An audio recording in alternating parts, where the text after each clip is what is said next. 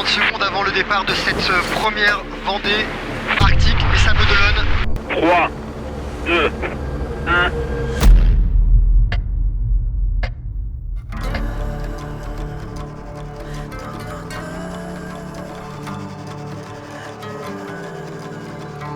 Ce matin, on a eu des tests PCR, donc avec le fameux coton-tige dans le nez, là, qui est d'ailleurs pas très agréable. Ça nous permet maintenant d'avoir un certificat d'immunité.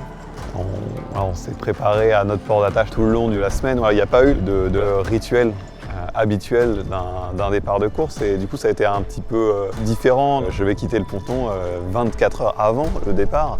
J'ai un sas de préparation qui est plus long que d'habitude.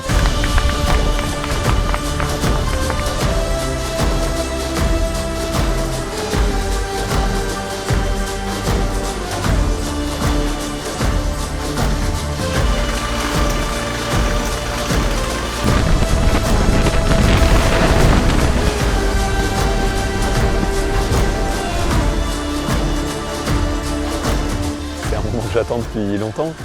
C'est un bateau qu'on a conçu pour la navigation en solitaire. On se voit maintenant tester enfin en conditions de course pour la première fois le bateau Apivia en vrai solitaire. Ça va être une course qui va durer aussi longtemps qu'une transat, mais c'est difficile de s'en rendre compte, quoi.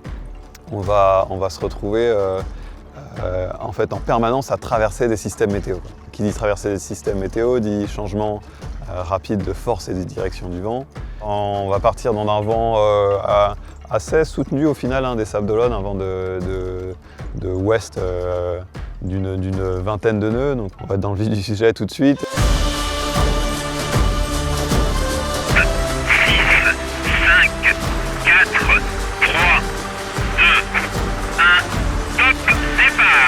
Et voilà, c'est parti pour la Vendée Arctique, les Sables d'Olonne.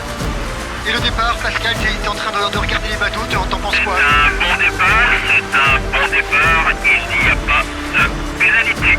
Ma philosophie, c'est que pour régater à 100%, il faut s'entraîner à 100%. Si on s'entraîne à 80%, on va régater à 80%. Pour apprendre des choses et pour oser tirer sur la machine, je pense qu'il faut que je navigue voilà, comme si c'était le Vendée Globe, quoi.